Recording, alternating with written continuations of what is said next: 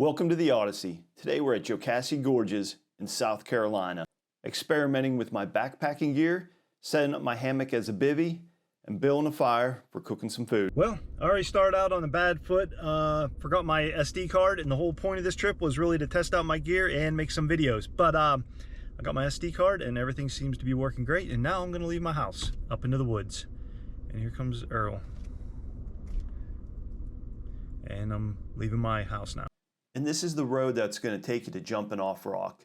Jocassee Gorges is 42,000 acres. The Jocassee Lake is 6,000 acres and about 300 feet deep. The lake holds lake trout, actually lake trout in South Carolina. The DNR did a fantastic job maintaining these roads. As you can see, the views are fantastic. I hate to shoot a deer down there and have to drag it out, but this is the view going to Jumping Off Rock. And as you can see, you can't really jump off into the lake, but the views are stunning. And then when you're at Jumping Off Rock, man, you pretty much gotta stand on a rock. And I'm gonna butcher this next word, peregrine falcons. These suckers go up to 200 miles per hour, striking their prey. They're freaking crazy, 200 miles per hour. I've been driving around a lot, looking for different campsites. I wanted something near water because I want to have a fire and I want to be able to put my fire out at night. But I came across this, let's go check it out, this campsite. This is literally like I can park my truck right there. Someone else is here with a fire pit. Check that view out. Got some ATV tracks. I say that was a vehicle. Well, that's good to know. I don't want to camp there, but I'll probably be up there. Well, as much as I like this view, I'm going to pass because I want to get near water. I want to have a fire so I can try out this pan. Yeah, I'm going to have to pass on this view. It's getting late. I got to go. All right, I found a place. This thing looks fresh too. Fire pit. Nice spider web. Looks like Spider-Man was here. Looks like it gets flooded. So we're not going to get any rain, hopefully. You can tell that right there was flooded out at one time. Again, if I knew I was this close to the truck, I would have brought firewood. But now I got scavenging. But step number one is I got to get my tent system shelter set up. I'm gonna go look for some wood.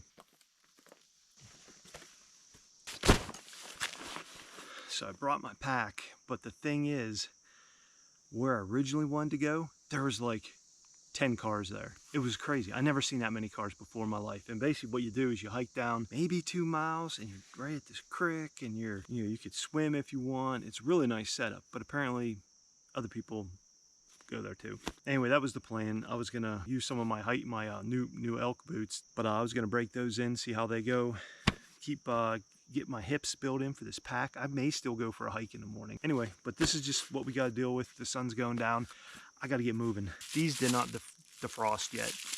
This is Italian sausage. It's in a bag, not waterproof as you can tell. But this is a short trip. So what I did is I just took this long sleeve shirt and I just wrapped this up in there and jammed it in my backpack. And these things are still pretty solid. Bear bag. Won't need this tonight. I kind of like camping by my truck. Gunfighters Incorporated chest holster for your backpack. I was hoping to try it out. This might work out pretty good because this is like a road, so there's a divot in it. And if I can strategically place it so my head is up on that little riser, might be like a little pillow.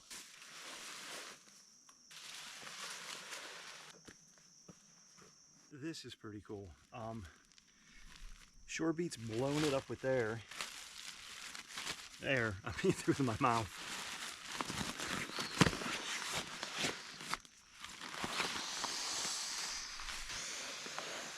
This mattress here, this X-Ped, it's heavier than I'd like, but so far I'm pretty impressed with it. There's a guy, Survival Savvy.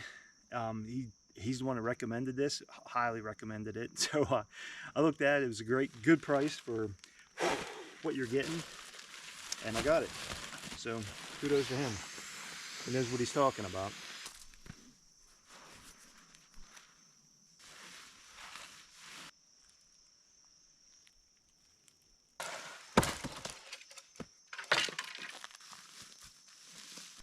Oh man, I found a nice seat. Found some standing dead tree.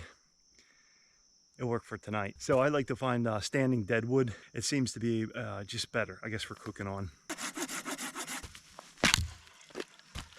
The good news is, as I get closer to the top, the thinner it gets. If I knew I was, again, if I was going to be near my truck, I would have brought my buck saw or some other saw, you know. Oh well. That's good for now. I'm not gonna have a super huge fire, but I need to go find some littler stuff. I am sweating like crazy. So one of the things you have to watch out for in this time of year is bees. I can't tell you how many times, well, it's not a lot. You do it once though, and you'll know. You go beating on a tree or something, and you wanna, you know, take it back for a fire, or you're just walking, and next thing you know, you got bees all over you. It's not a good day. But stuff like this, that's what I like. Probably about, I'd say 8 years ago, a giant fire came through this area. And so you got to watch up above. This area is not bad, but the area I was at earlier this year is like just dead wood everywhere. So you have to really be careful of where you're putting your tent. Oh, I got and cobwebs everywhere.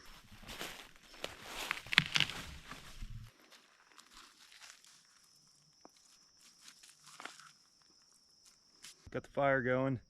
I'm gonna go back down this trail, see if I can find some more wood, just small stuff laying around. I don't need a big fire for tonight. May want something for tomorrow morning. Forgot a lot of stuff, and it is hotter than I thought it would be. The tree that I cut up earlier that I thought was kind of green, well, it's green. I hear it simmering. It's not a good thing, but it's not a bad thing either. I just gotta get more wood. Now it's like a balancing act. I'm losing daylight. Anyway, I don't want the fire to get too big, but I don't want it to go out. It's burning pretty hot, pretty fast. Afraid it may just burn out real quick.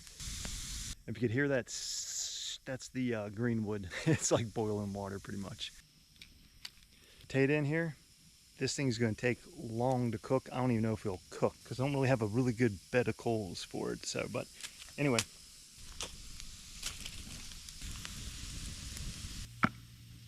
Gotta be careful I don't cut the whole way through and dull my knife on this pan.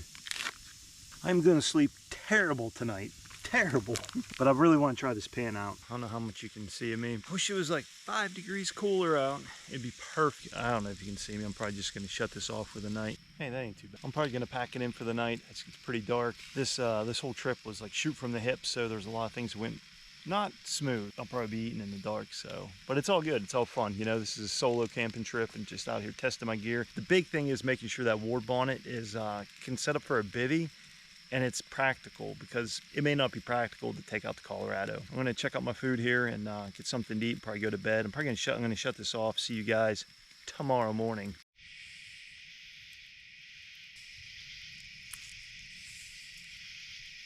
Oh God, you can't see me because it's light. Anyway, it's daylight. Gonna get out of this tent. I'm not a big fan of this bivy, making this hammock into a bivy. Not a big fan at all. I'm just heading out this morning. This is just a quick trip to see, test my gear out, to see how things are functioning, see how I'm functioning. Got a lot of work, so it's like, I feel so sore waking up off the ground. So you didn't see me last night. I had that potato. It was okay. It was okay. Okay, it needed about like another 30 minutes, but I was just tired. Anyway, I ate half of it anyhow, burnt the rest. Testing out the hammock, warbonnet hammock as a bivy sack. I'm not a fan of it. I'm not a fan of it at all. I don't know if the savings in the weight is that much better than my tent. I just really don't know yet. I'm leaning towards taking my tent out. The thing about the tent, it gives you more shelter around. And the tent's like, it's not that heavy. I don't care what you say. It's not that heavy. It's not that heavy. The dang sleeping pad is the heavy part, but it's so much nicer than the other one I have. So I don't know what I'm going to do with that setup yet. Probably going to lean more towards my tent, just because when I'm in the backcountry, I have my backpack, I have my bow, I have all this other equipment. Pretty much that's it, the backpack and bow. It's so much nicer just to even set up in the tent and like just look around, you know. It's easier to get dressed. I'm probably gonna stick with my tent.